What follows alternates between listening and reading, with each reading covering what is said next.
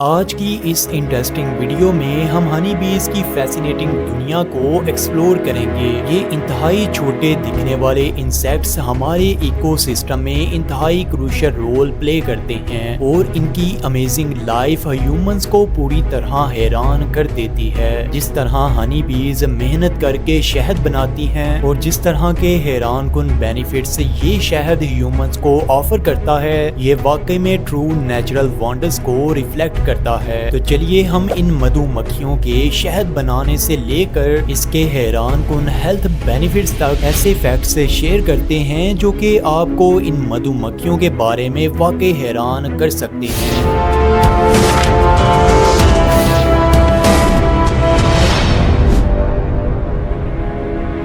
یہ ہنی بیز mostly Europe, western Asia اور افریقہ میں پائی جاتی ہیں۔ ویسے تو یہ نیچر میں بہت زیادہ کامن ہیں، لیکن پھر بھی ان کو پالتو مکھیوں کے طور پر پالا بھی جاتا ہے اور پھر ان کی مدد سے شہد کی پروڈکشن اور کراپ پولینیشن میں مدد لی جاتی ہے۔ اگر ان مدھو مکھیوں کے سوشل سٹرکچر کی بات کی جائے تو آپ کو کوئین بی یعنی رانی مدھو مکھی سب سے الگ نظر آئے گی۔ ان مدھو مکھیوں نے اپنی کالونیز بنائی ہوتی ہیں جس میں یہ رہ کر مل کر کام کرتی ہیں، اور ان مدھو مکھیوں کی ایک کالونی کو کوئین بی یعنی رانی مدھو مکھی کمانڈ کرتی ہے۔ یہ کوئین بی جہاں کو بھی اڑتی ہے، ساری مدھو مکھیاں اکٹھی ہو کر اور اس کا آرڈر فالو کر کے اس کے پیچھے جانا شروع کر دیتی ہیں۔ اگر ان مدھو مکھیوں کے چھتے سے چھیڑ چھاڑ کی جائے تو یہی کوئین بی اس ہیومن پر فوراً اٹیک کروا دیتی ہے، اور اس حملے کا بیسک پرپس اپنی سیفٹی کو انشور کرنا ہوتا ہے۔ انٹرسٹنگ بات یہ ہوگی کہ یہ مدھو مکھیاں کبھی بھی کسی ہیومن کو بغیر وجہ کے ڈنگ نہیں مار سکتی، کیونکہ اس کے پیچھے سب سے بڑا ریزن ان کی اپنی جان جانے کا ہوتا ہے۔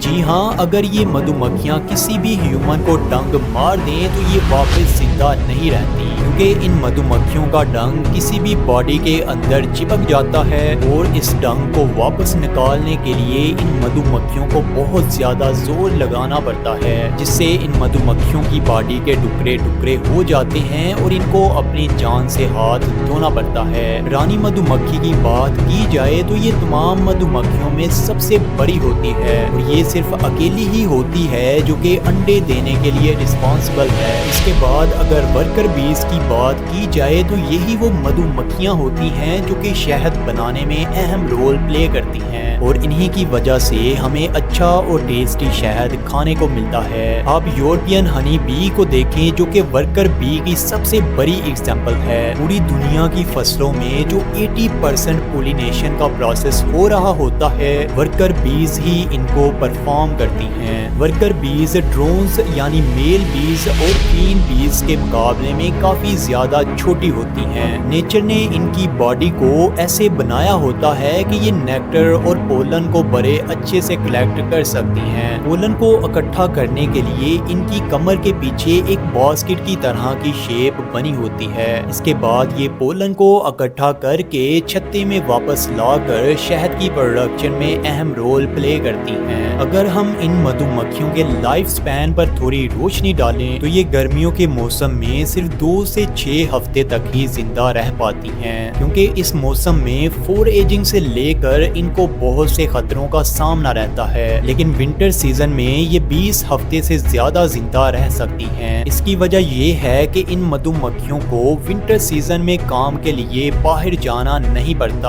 اور اس دوران یہ چھتے کے اندر ہی رہ کر شہد بنانے کا کام کرتی ہیں۔ لیکن ونٹر سیزن میں شہد بننے کا یہ کام سمر سیزن کے مقابلے میں کافی زیادہ سلو ہو جاتا ہے، کیونکہ اس دوران ان کو پولن اکٹھا کرنے اور پھولوں کو چوسنے کا موقع نہیں ملتا۔ ان ورکر بیز کے بارے میں جان کر آپ یہ اندازہ لگا سکتے ہیں کہ یہ کتنی زیادہ محنت کرتی ہیں۔ اگر آپ نے سائنس سبجیکٹس کو اسٹڈی کیا ہے تو آپ نے کبھی نہ کبھی تو ڈویژن آف لیبر پراپرٹی کو ضرور اسٹڈی کیا ہوگا، لیکن بایولوجیکل سائنسز میں آخر اس کا مطلب کیا ہوتا ہے؟ ڈویژن آف لیبر میں ہر ایک مدھو مکھی اپنے حصے کا کام کرتی ہے، چاہے وہ ورکر بیز ہوں، رانی مکھی ہو یا پھر ڈرونز ہی کیوں نہ ہو۔ ڈویژن آف لیبر میں ورکر بیز کو دور دور سے نیکٹر اور پولن اکٹھا کرنا پڑتا ہے۔ میل بیز یعنی ڈرونز को क्वीन के साथ मेटिंग यानी रिप्रोडक्शन का प्रोसेस करना पड़ता है। रिप्रोडक्शन के प्रोसेस के बाद रानी मक्खी अंडे देती है और एक कॉलोनी को मेंटेन करती है। डिवीजन ऑफ लेबर के अंदर 3 तरह की मक्खियों के ये 3 अहम काम होते हैं और जब हर मधुमक्खी अपने हिस्से का काम करती है तो फिर ये खूबसूरत दिखने वाला शहद तैयार हो जाता है, जो खाने में ना सिर्फ बहुत ज्यादा टेस्टी होता है बल्कि ये बहुत से हेल्थ बेनिफिट्स भी ऑफर करता है। तो चलिए हम इन हेल्थ बेनिफिट्स पर नजर डालते हैं जो हम सबको जरूर पता होने चाहिए। ये शहद नेचुरली बहुत ज्यादा मीठा होता है। आजकल हमारी नामुनासिब डाइट के अंदर बहुत से फ्री रेडिकल्स भी शामिल होते हैं जो कि हमारी बॉडी के लिए बहुत बड़ा खतरा होते हैं। ये लंबी देर तक चलने वाली बीमारियां काज कर सकते हैं, लेकिन अगर आप शहद खाते हैं तो फिर आपको परेशान होने की जरूरत नहीं है, क्योंकि फ्री रेडिकल्स के अगेंस्ट ये शहद बहुत अच्छे से काम करता है